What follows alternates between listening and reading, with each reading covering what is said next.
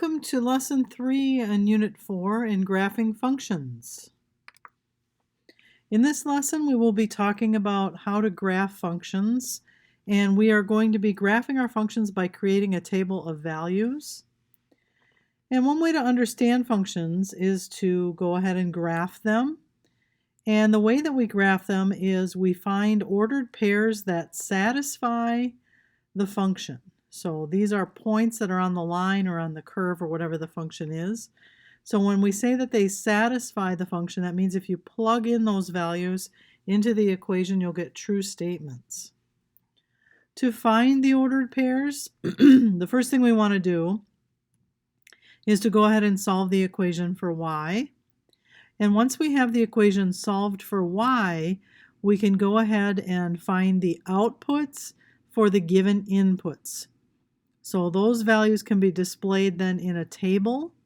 So we're going to be given certain inputs or certain domain values, and we'll plug those domain values into the function and calculate the outputs. So let's go ahead and see what that looks like in practical terms. Let's put this into practice.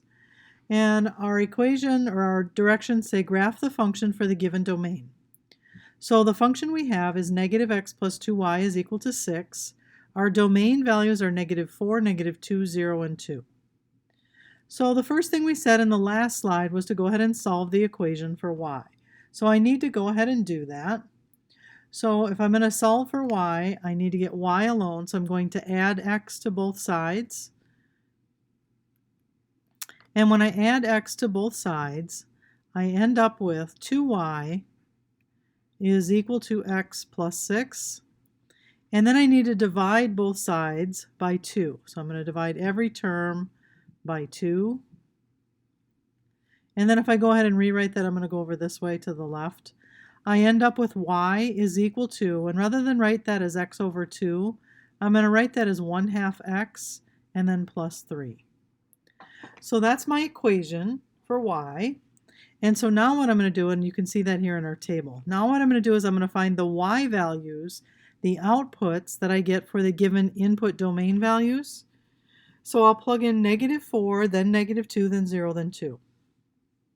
So when we plug those values in, if I put in negative 4 for x right here, half of negative 4 is negative 2, and negative 2 plus 3 is 1.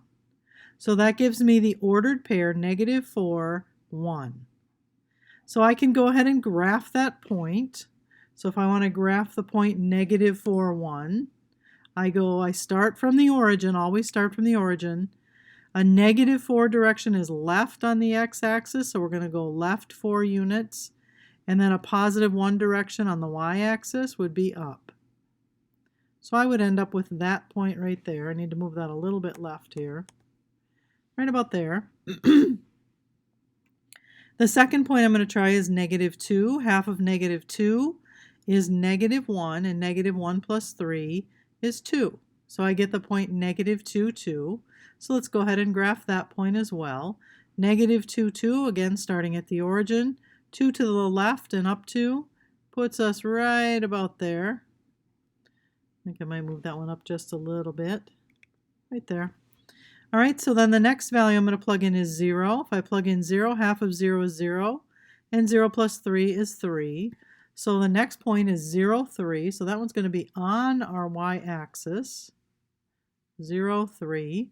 And the last one, half of 2 is 1, and 1 plus 3 is 4. So that is the point 2, 4. So this time we go 2 to the right, 1, 2, and up 4, 1, 2, 3, 4.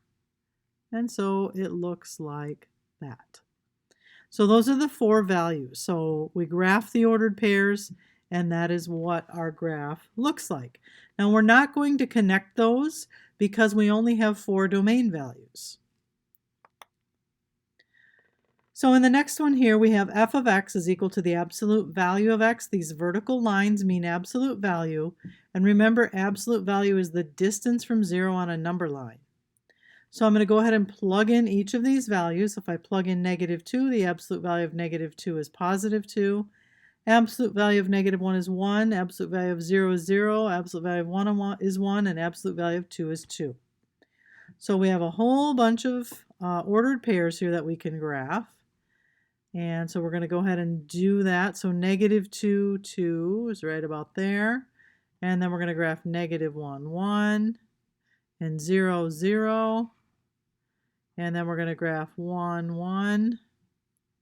And lastly, we're going to graph 2, 2. So this one is going to look like, and if you recall, all absolute value problems or equations graph as kind of a V-shaped.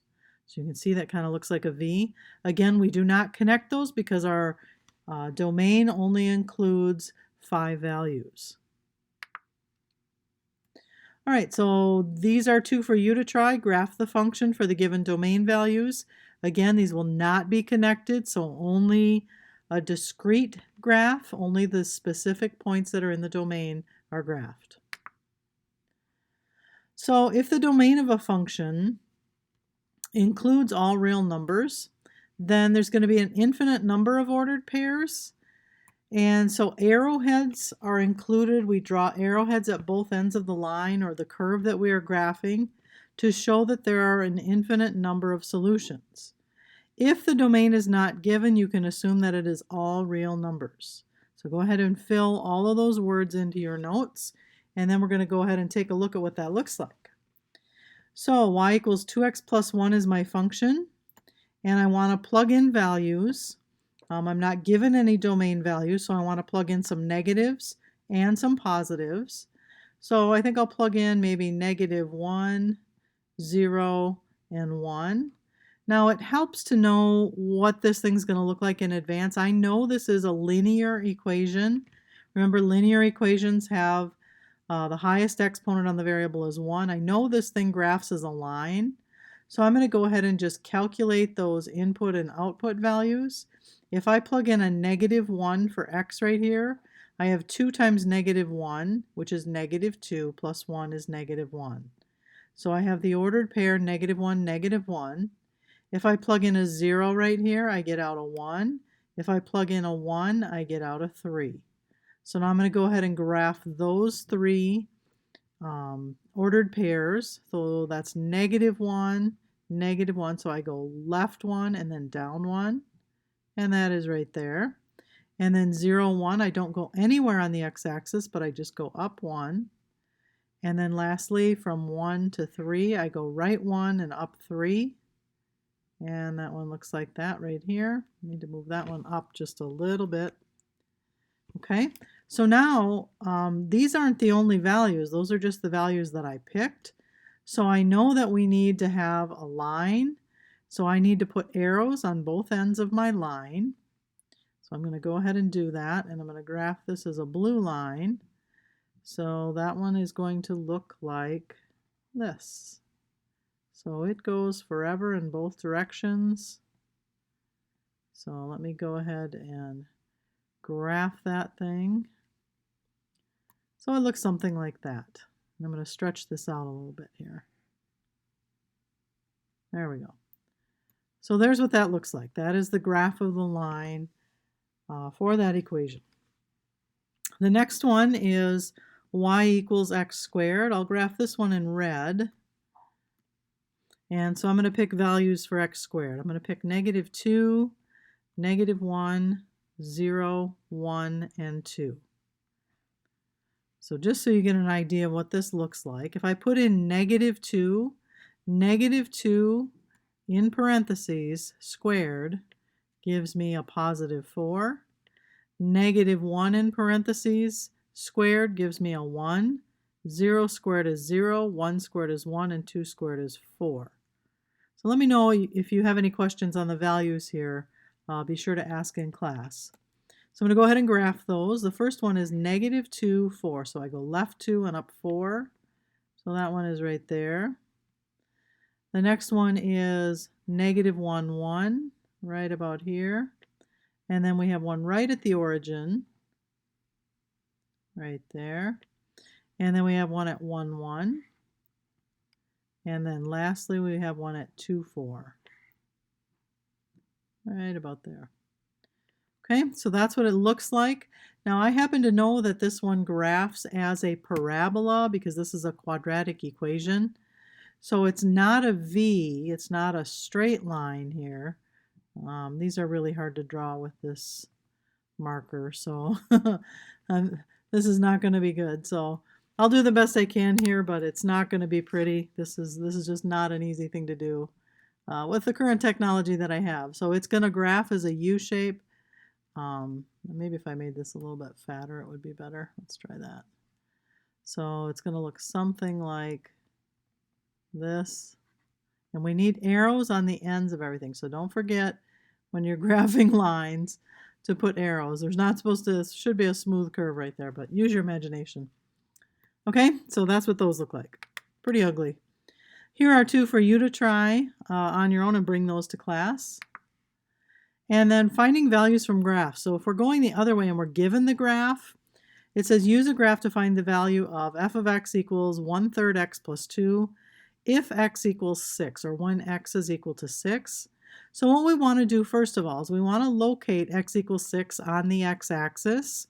So if I look at x equals 6, remember the x-axis is the horizontal axis. And so what I'm going to do once I locate x equals 6 is I'm going to move up to the graph and I'm going to draw a line at x equals 6 up to the graph right here. So that's the point on the function, on the graph, when x is equal to 6. Then what I want to do is move left to the y-axis from that point.